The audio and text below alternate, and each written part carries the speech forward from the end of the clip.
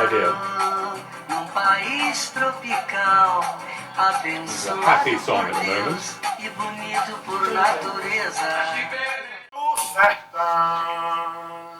This is true.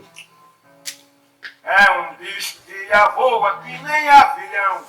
É pássaro, uma vara, tem bico volteado que nem gavião. Cara, quando vê roça queimada, sai voando e canta no carcará. Vai fazer sua caçada. Well, what you saw there is all true, still true, and was true when I was there. It was the largest human migration outside wartime in the 20th century. Whole families abandoned their homes on frost-stricken coffee estates in the south and impoverished plantations in the northeast, put beds, chairs, animals and children on top of old trucks and buses and streamed over 2,000 kilometres into the Amazon, up this particular road. Mud and water for 7 months of the year, rutty gravel for the road. Some even walked, others on a mule. The road, or rather the track they went up, is the BR 364, which is this road, which is what a lot of my book is about, set on that road. And which, when paved in 1983-84, the environmentalist George Monbiot described as perhaps the single most destructive piece of engineering in the world. Over 30 years, roughly 2 million, imagine 2 million went, 1 million returned desperate, destitute, over 300,000 died from disease, many from hunger and fighting with the local indigenous people. By the way, I'm going to get into a muddle over the word indigenous people, and if you get cross with me, will you say so? I'm not going to mind, because... Claps on if he says Indians. So that's if I get say Indian. You know. As we know, Columbus hit Americas, thought he got to India, which is why that's what they're called. I missed when this road was built. Sorry? I missed when the road was built. 83. It was paved in 83-84, but before that, it was a bulldozed track. It's 1,400 kilometres from Cuiabá to Porto-Velho. And that's what George Monbiot said was the greatest destructive thing today.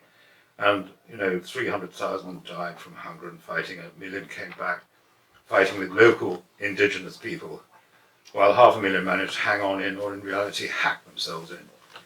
Millions of trees chopped down, as you can imagine. Cattle, grass, soya, gold, smoke poured skyward during the months of July, August and September for 20 years or more. The smell of burning jungle drifted along that road far into 100 kilometres on each side. My book is the story of a young woman and a young man who went up that road before it was paved, trying to rebuild their lives by opening up a ranch in the jungle. She, from the frost-ruined coffee farms in the south, and he, an ex-British Army guy, under a cloud of shame. And they fall in love, obviously, but everything around it, the background of it, the forest, the political right versus the left, at that time, the 70s and early 80s, was when it was under a military government, and they banished all sorts of poets and journalists and painters and so on, very stupidly, not like the Argentinians who killed everybody. The desaparecidos in Argentina, 15,000 of them. It was silly, the military government. And as a result, lots of infrastructure things were not done which could have been done. So that is where it happened. And my book is a novel set around that. And it is all true, the background, and the people are as well. But not the two main characters, who are, of course, invented. So, we can live it.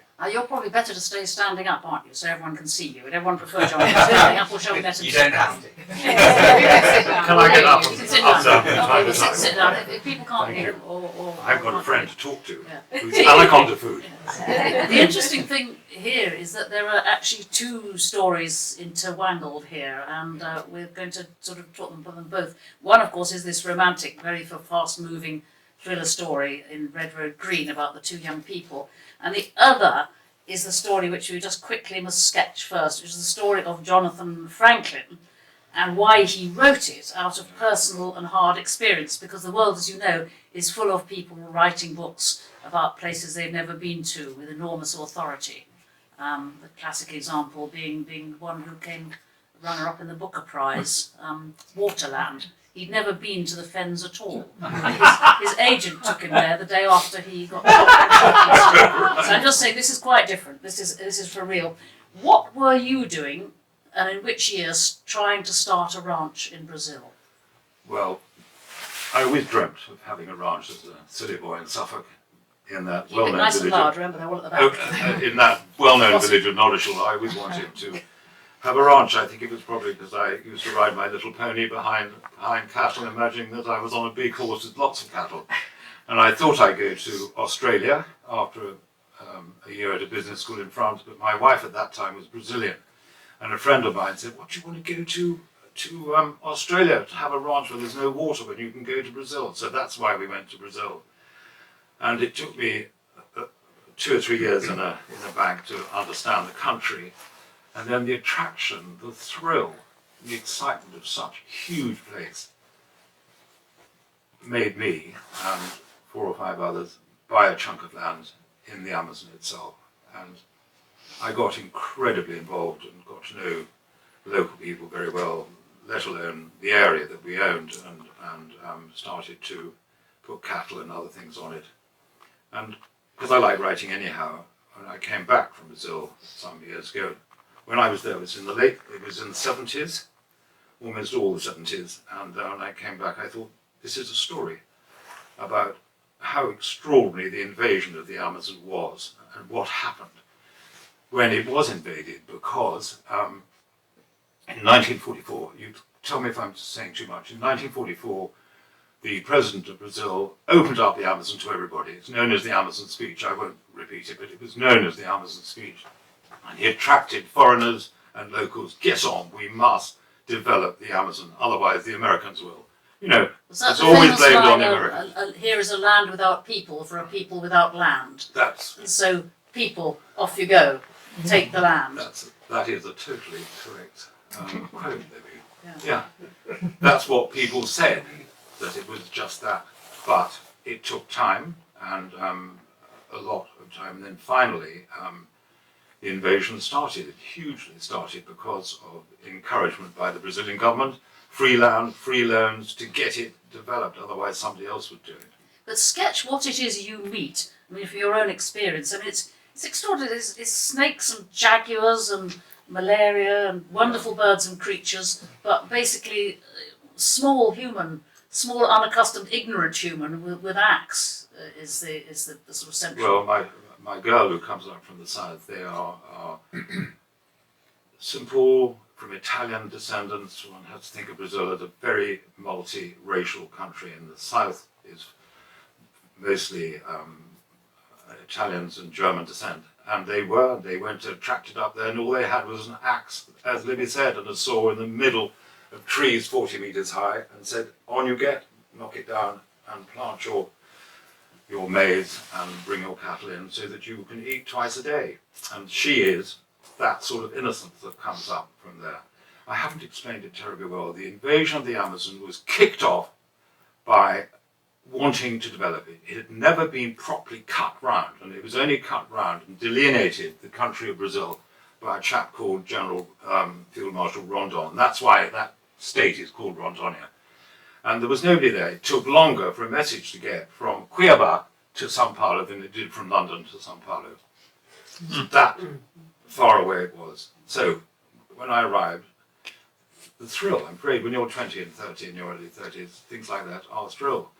I didn't mind about snakes or spiders, jaguars. Gosh, I'd love to see a jaguar, wouldn't that be nice? Cuddle up, meet something like that. But anyhow, Yeah, so it was exciting. So there you are in this sort of excitement, but of course it wasn't a land without people. No. It Absolutely. actually had the indigenous people who were living there. When did you tell me about when you first encountered them? Right. That was, I wasn't entirely stupid and completely full of bravado.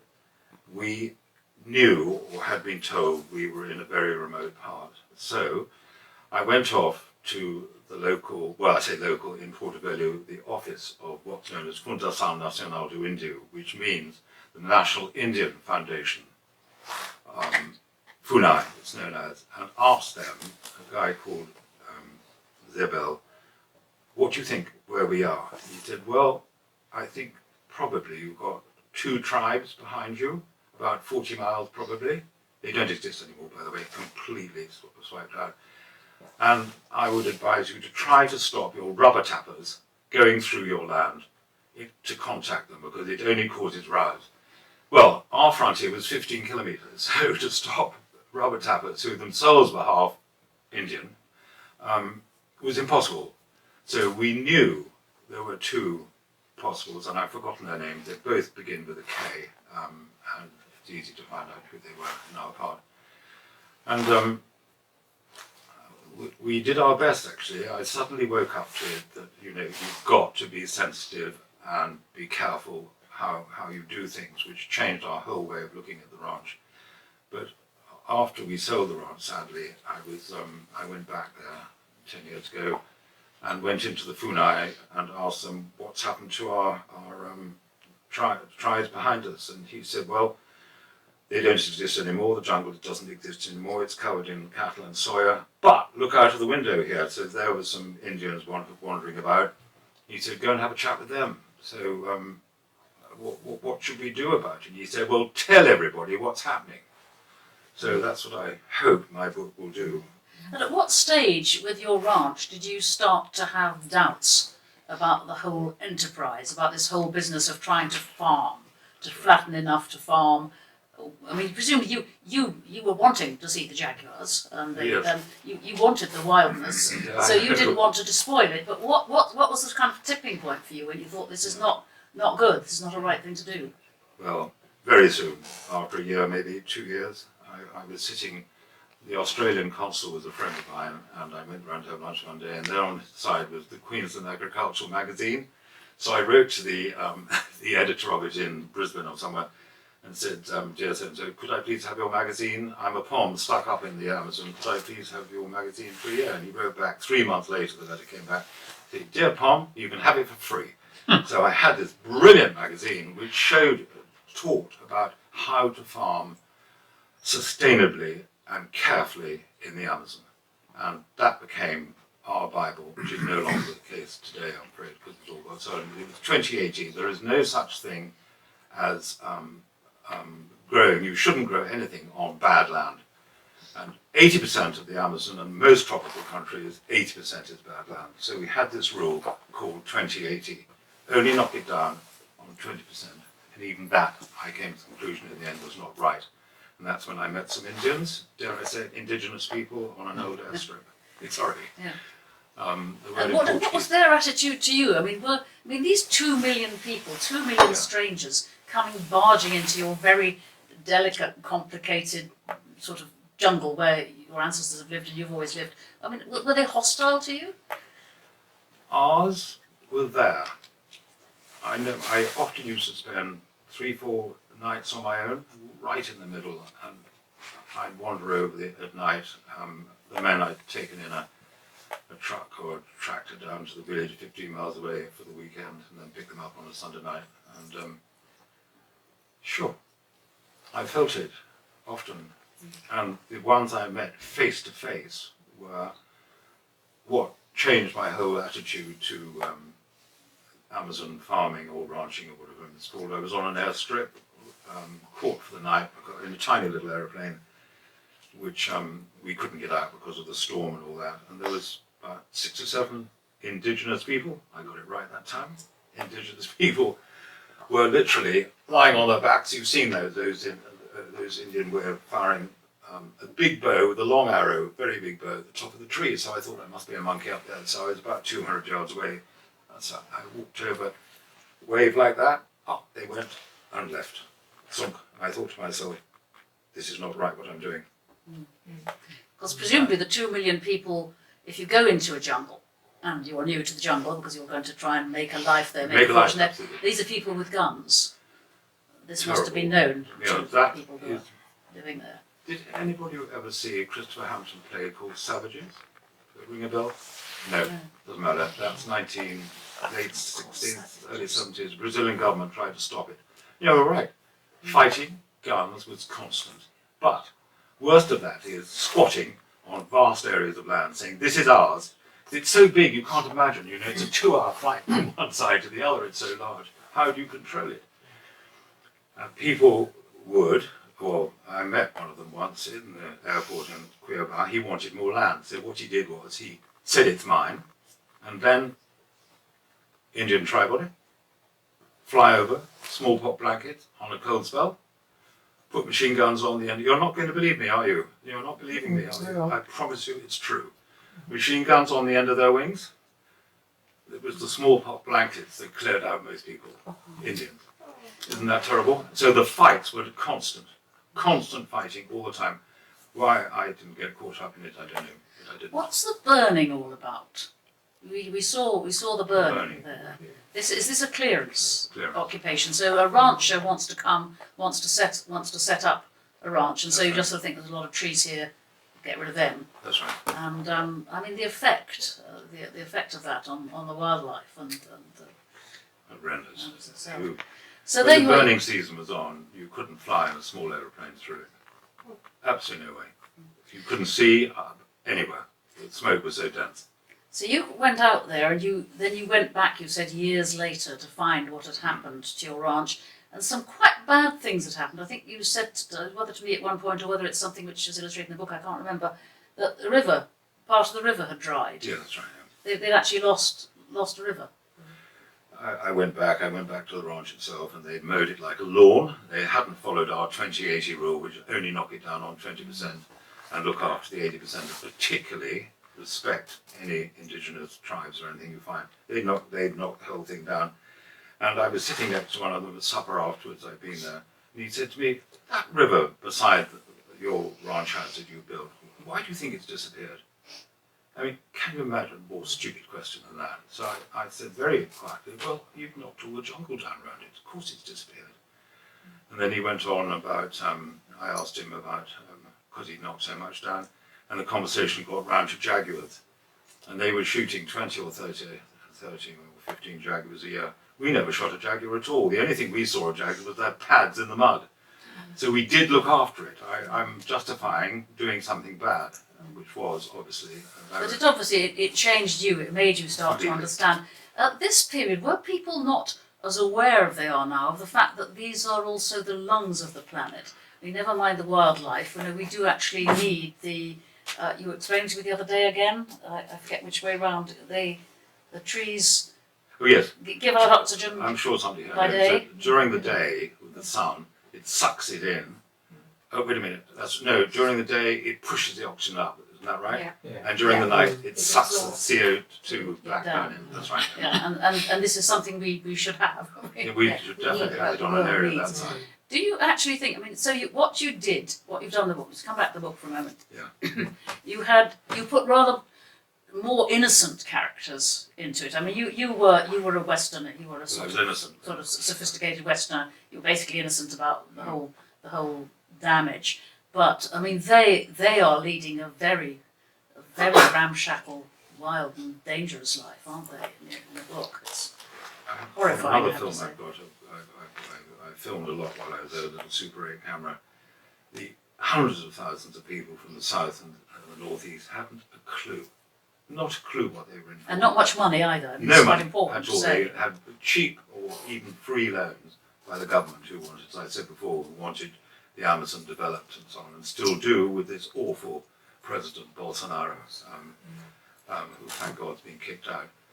They were utterly innocent. They hadn't a clue. I came across little tiny settlements. We had money. They didn't have money. And they knocked down a few trees, burnt a bit, maybe the size of a football pitch. And although they'd been given 50 hectares, that's how they survived. Growing maize and a couple of chickens and a few pigs and so on. And if the pigs survived a year without being chomped up by some jaguar or eaten, they were lucky. They were that innocent. I mean, I've described going in the road. There's 2 or 3 families. She, the girl, passes and she can't believe. She looks at them. God, is that what we're going to be doing? How are we going to have enough to eat? What are we going to do to be able to eat? And that we've come up here all this way, 2,500 kilometres, to make a new life, to be able to eat twice a day. How are we going to be able to do it? And Do you actually think that it is possible to have sustainable farming in the Amazon, small scale, a lot of small scale, a lot of more sensitive farming? Is this ever going to happen? Can it happen? Well, I think the invasion of the Amazon, just a quick anecdote on the side, these people who bought it at the supper, I said to one of them, what do you think of the future of the Amazon is? And he went, but the youth of Brazil and the effect of, and they don't like being told what to do by foreigners, but the effect, and we'll come on to it hopefully on Survival International, the effect of influence from abroad, and the youth in Brazil are becoming very green indeed now, and sustainable farming will have to happen. Either that, or there's a fence. Nobody goes further west than that, and it won't happen there. So you've got to be careful. Don't do anything on bad land. And are there still indigenous tribes there who can, as it were, assist in how sustainable farming happens? I mean, this has happened in some parts of the world. I don't know if it has in the Amazon. Well, that's a very interesting question, that. That's what Survival International are doing. There are about 12 or, use this word, 13 again, 12, 13, 14 tiny little tribes, maybe of 400 people each, who've never seen or been seen by modern man, ever. And they're mostly up here, and there's one or two in Acre across there, but up here, which is where some of the men, which is where Survival do most of their work. And they're trying to get them to, I'm sure we'll come on to it in a moment. The whole thing is, those tribes that have been contacted and have had their land desperately invaded, is what the new youth and FUNAI, the Indian agency, is trying to do, is trying to incorporate them in preservation and conservation as well. So I think that slightly answers your question, but the uncontacted tribes is another subject altogether. And there's of course another great benefit sometimes of contact with indigenous people, in that pharmacists and doctors discover that there are plants. I mean, things are still being discovered now which are really medically vital. Totally true. Yeah. Absolutely true. So you work now, you back now Survival International, and what do you think? It's a very difficult situation, isn't it? Because, as you say, nobody wants foreigners coming over and instructing them as to what to do with their natural resources. How can people take an interest in Survival International? What can they actually do? Well, because I thought you'd bring it up, Survival, can I just quickly tell you about, because they are an exceptional organisation, apart from my publishers who are wonderful, called Sparsile in Glasgow.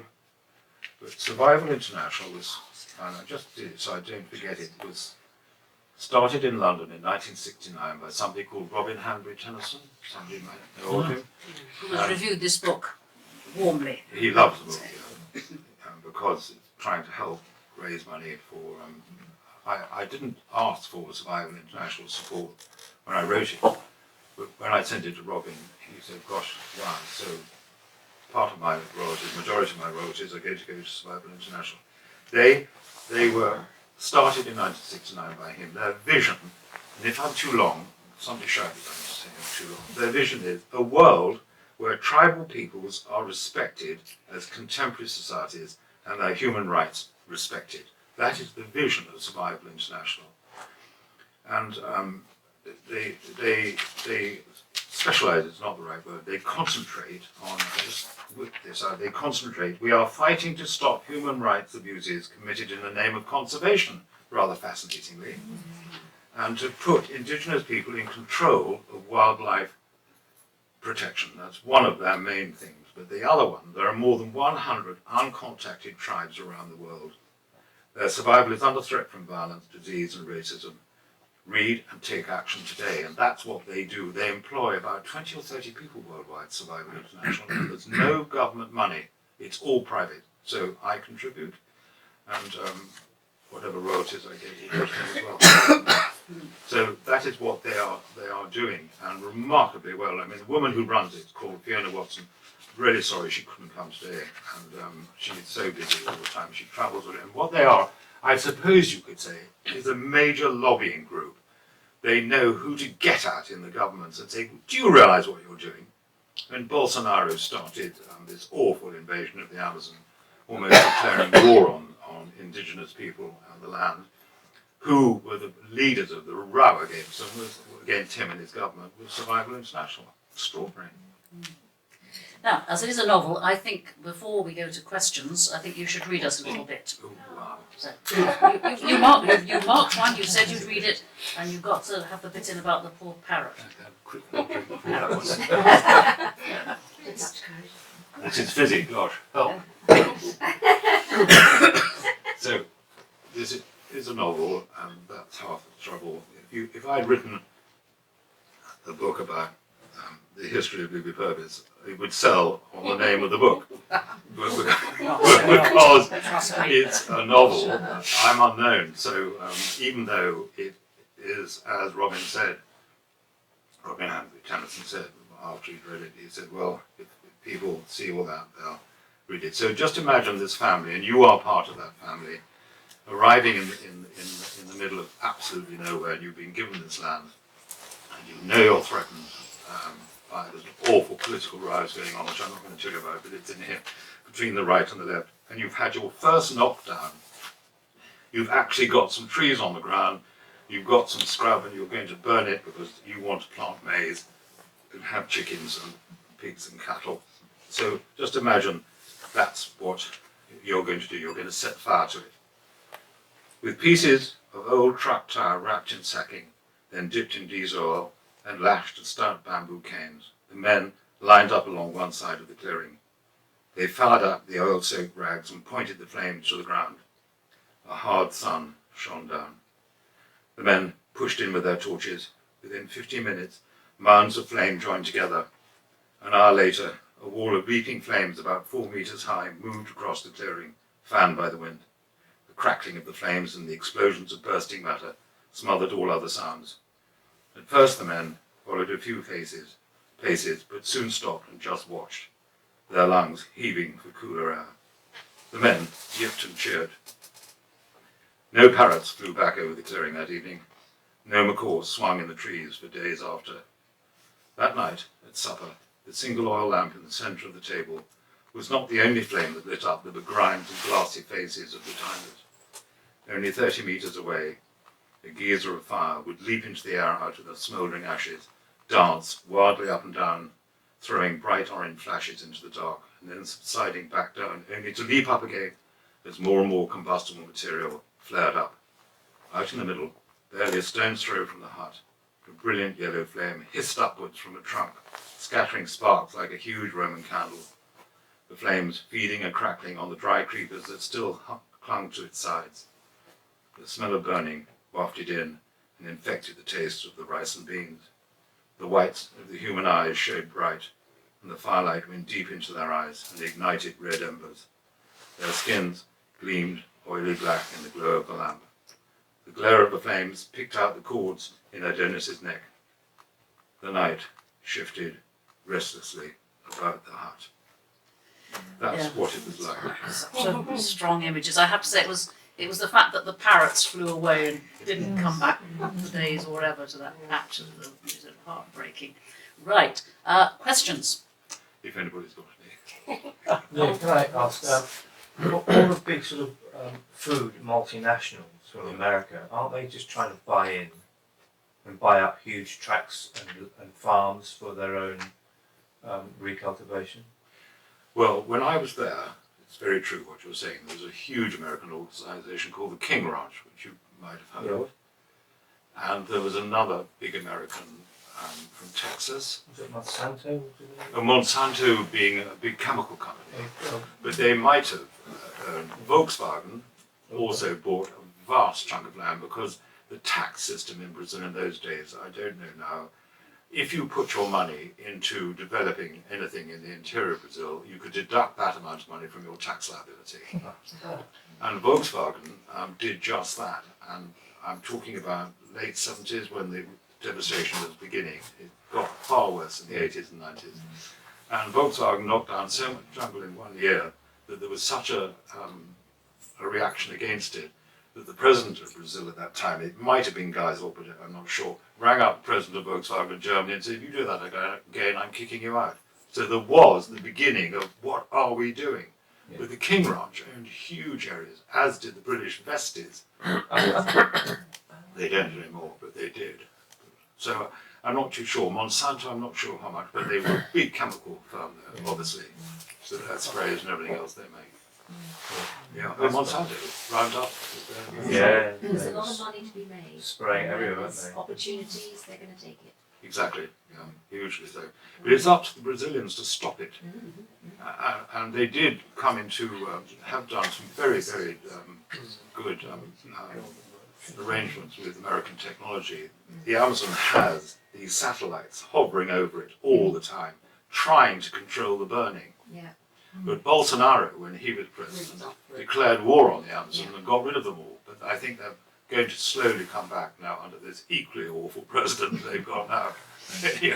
But he spent 18 months in jail for corruption. So what's so strange as a country of 200 million can't put a super duper guy in. They had a lovely guy called Fernando Henrique Cardoso, but he, who I met once, was the best president they've ever had, and he's too old now, sadly. But we have trouble here in the Oh yes, UK. so we just, I don't think that's Not just really Brazil. We as a country are often not very nice people. Is there a sense that the Brazilians who live away from the Amazon, who are along the coastal strip, along, in fact, the richer ones, is there a strong feeling for the Amazon now? Is it now seen as a big national treasure which must be guarded by, as what you might say, the middle classes? The ones with voices. Are they aware of it, or is it something you turn your back on? you're absolutely right. They are. They are now. They weren't in my time. But they weren't in your Not time. at all. This is all so recent, though. I mean, your It is, time is last very 20 years. recent. Yeah. Last 15 years. Yeah. My remaining Brazilian relations, their children are very conscious of it, very much so, and they're in their 20s and 30s and so on. And it's great. I mean, when people, it used to be known in Portuguese as the interior or interior. What on earth are you doing in the interior? As if you were a subspecies. What are you doing? In both sense. So it allowed people like these huge, great land barons to squat on vast. Squatting is another whole thing. Anyhow, it causes a terrible amount of violence in my book. Anyhow, squatting large areas of land and taking it over, and the government didn't know what to do about it. It was bang bang stuff. I mean it. You don't hear about it, but it was bang bang stuff. What happened to the land that your heroes in it were sort of diddled out of? Who the government or the local bigwigs? They sold them land that they didn't really have, didn't they? And Yes, they did. so what happened to that? I don't know what's happened there, but there's still a case going on after something like 15 to 20 years, trying to get some land back out of one of these land grabbers. And you're not talking about 1,000 acres, you're talking about 200,000 acres robbed of the central government, which was known, I can't, the words just miss me for the moment, but central government owned, the nation state owned the Amazon, right? So when it sold bits off here and there, fine. But when people squatted on it and made it look as if they'd been there for 7 years, those who'd been squatting on it said, no, we've been here 7 years, it's ours. And there's one big case that's, I should have looked it up today and brought it along with me, one big case still going on after 10 or 15 years where hopefully with this new law coming in, they'll rule in favour of the state and not in favour of the big squatter. And when you think of squatting, you think of small people in some tiny little flat in London. This isn't the case at all. It's squatting on 200,000 acres. So I think the answer to that And is... those would be Brazilians doing Sorry? that. That would be Brazilians Yes. doing that. Yes. Oh, God, yes, yeah. But the field answering this question is definitely there has been a tremendous change. The trouble with that is that it means lots of people who never dared to go into the interior have gone in there and seen all the great opportunities of making money out of cocoa and coffee and cattle and mines and minerals. Tell me, does Survival International have any relationship or liaison with the World Land Trust that's based here in Halesworth, who are doing exactly the same thing? But for wildlife. Yeah. Yeah, they buy up strips of land. Working with the local people, not just in Brazil, but throughout Africa, India. So Africa. who's working with people, sorry? the World Land Trust, who are based here in Their Halesworth. headquarters is here in Halesworth. That's They right. buy up land so that the wildlife can survive And local people look Manage after To help manage the that area.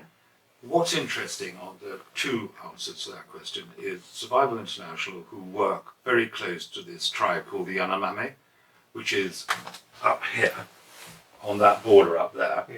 They've tried, not survival obviously, but the Yanomami themselves, together with forward and sensitive thinking Brazilians, have tried to do just that. This is our land. We've been here for, I don't know, many hundreds of years or thousands of years. Come on, let's do something that is not against both of us. Let's do something together, which is, we want to live here forever, thank you very much, and we will look after the wildlife. Yes, of course we will, because we know how to do that. And that is happening in certain parts. I know it's happening up there, and I know Survival are one of the main instigators of it, which is extraordinary when you think about it, but they are. And what was the other side?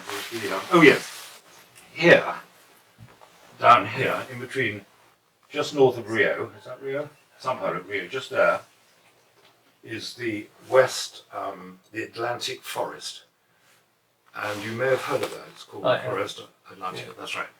That belongs partly to the state and is quite recently being put together.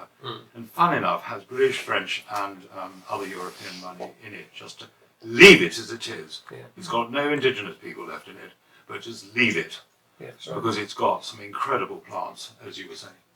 And that is a private, not a government organisation, whereas up with the Yanomamis, it's state plus them, yeah. if they get it going. Anyhow. So it's important that the indigenous people are allowed to carry on doing what they're doing. Well, under Bolsonaro, How do they live, the indigenous? Are they what? It sounds terrible. Some hunter-gatherer existence. totally Yeah. naked. There's a lovely book, Salgado photograph book of it, called Amazonia, that Abby's got. I saw it here yesterday. It shows just how they are. And do their populations Question. more or less Yes, stay sorry, another question here. Let's do that. Just Sorry. returning to the new president, Luna. I mean, you know more about him than I do. I know briefly about his history of corruption, but is History there of corruption that you mentioned? Yeah. But I couldn't help but feel some sense of relief when he took over with all of his campaigning to reverse deforestation. Can we take any, can we be optimistic with that, or is that not to be who? trusted? Luna. Yes, let's hope so. So you think? Okay. Well, Survival say it should ease up, but there won't be an immediate U-turn. That's what they think. I was talking to Fiona, who more or less runs it. I think the answer to that is hopefully yes. But So you think it's we've genuine got to support. on that? Yeah, as long as the government supports the organisations like FUNAI, the Fundação Nacional de Unidade, the National Foundation of the Indian, and they are another extraordinary organisation. Villas Boas Brothers, does that ring a bell? No. They got it going, but it was started by Rondon. How else do you do it unless you have a local organisation that's going to fight all the time for the rights of people who can't fight on their own? Yes.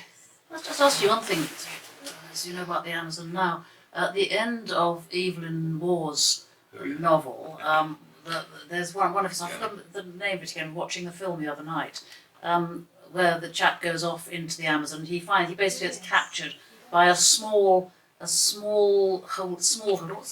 film called, Paul? You remember watching it the other Is it night? called Heat and Dust or something? Yeah. Oh, that's right, something dust, yes. Anyway, but a handful of dust. That's Handful it. of dust. Handful of dust.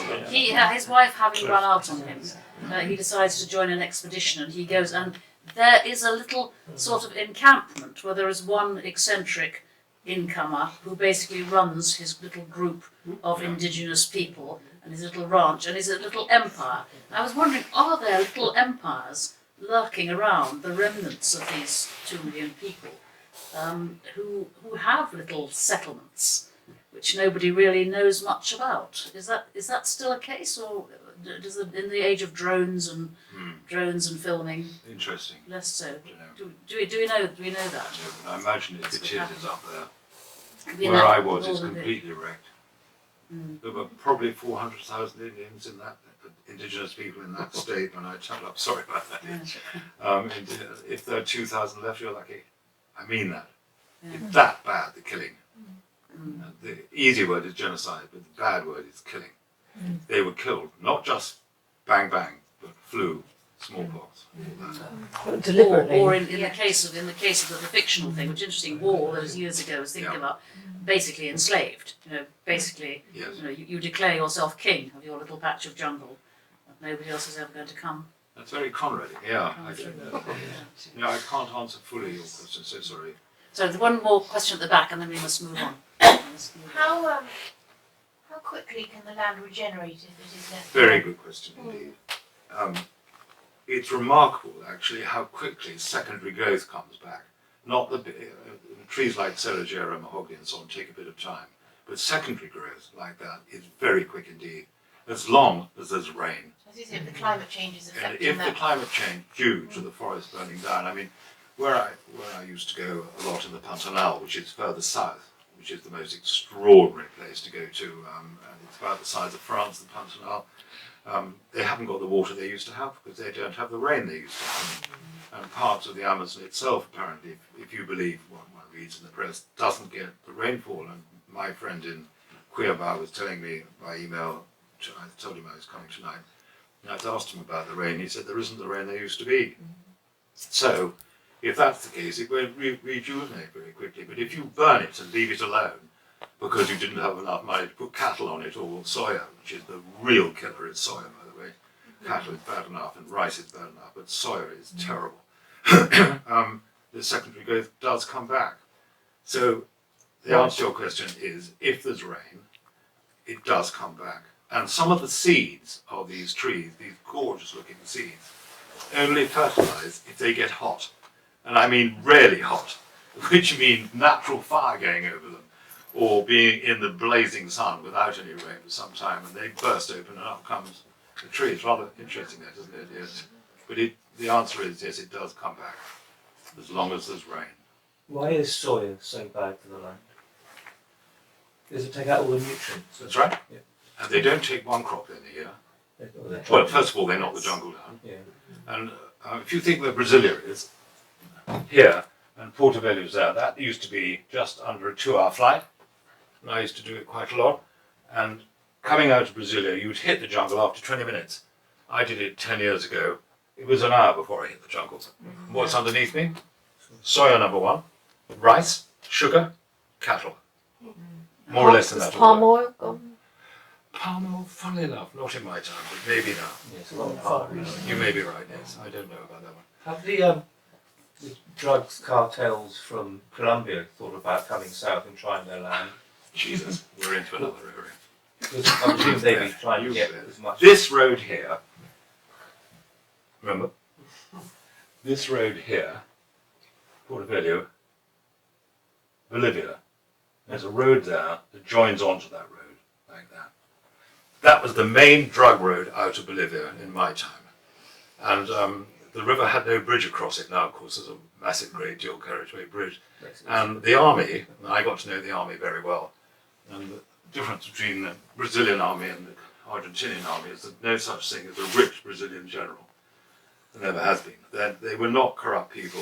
They made incredibly silly mistakes.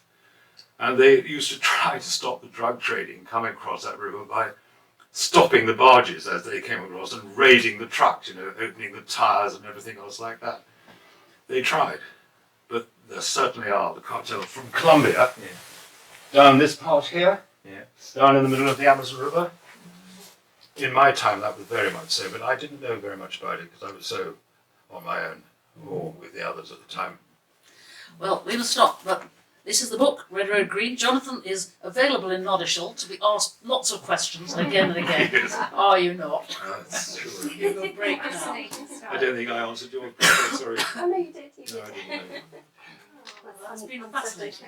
Thank you very much. Thank you very much.